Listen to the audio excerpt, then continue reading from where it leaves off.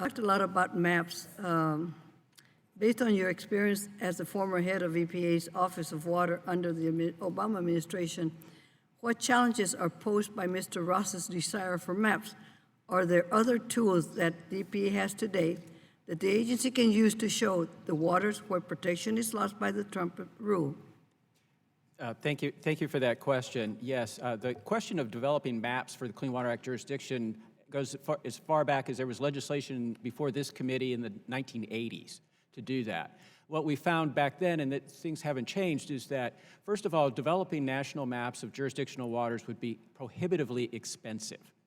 It would also require on-the-ground visits by people to make jurisdictional determinations. Notwithstanding what Mr. Ross said, it's not going to be possible to use satellite images or to use existing data.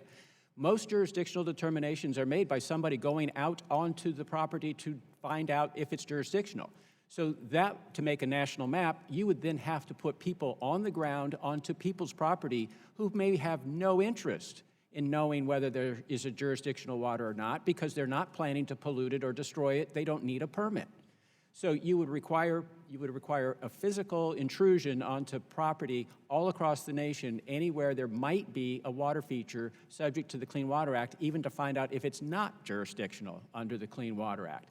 And because most people undertake their daily activities without triggering any Clean Water Act responsibility, you would be mapping thousands of miles of streams and millions of acres of wetlands for no particular purpose because nobody plans to do anything with them. Now, if somebody can come up with a way to do maps, I agree, everybody would love it, but the hurdles are immense. Thank you, Mr. Cabosas. Ms. Bellin, in your testimony, you mentioned the Trump administration is repealing the state of Washington's water quality standards to protect human health from toxics and in fish. Seems to me the state of Washington knows more about protecting the citizens' health than the administration. What legal standing does the Trump administration have to, or by what legal standards can Trump administration repeal the state's previously approved water quality standards? And if there is no legal standard for repealing those standards, surely they are basing their decision on science. What science has the administration presented to repeal the state's water quality standards?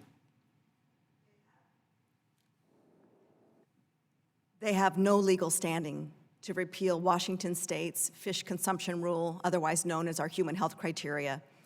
There are two standards under the Clean Water Act for when EPA can reach into a state, into a previously adopted rule that that state chose based on the circumstances, the waters, the beneficial uses, the population, and in our state for treaty tribes, to determine that that state rule should be repealed. There's two circumstances that they could have done that. Neither exists at this time.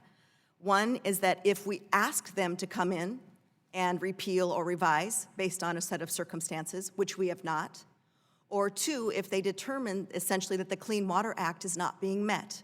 And these are protective standards that are meeting the law and the intent of the Clean Water Act. So it is such a dichotomy for me to sit here today and hear the issue raised about states' rights, and let's revert to states' rights so that we can get states to have a better handle and let them look at these things in terms of their particular view, but then to come in and surgically repeal a rule that's been on the books in our state for 3 years that we spent 10 years adopting and getting on the table to answer and deal with water quality issues by virtue of Washingtonians' fish consumption. Thank you very much for your answer. Mr. Westerman. Thank you, Chairwoman Napolitano, and thank you to the witnesses for your testimony. I've got some pictures I would like to show, and we seem to get wrapped around the wheel a lot on regulations and what they mean, but I want to talk about something that's happening in my state that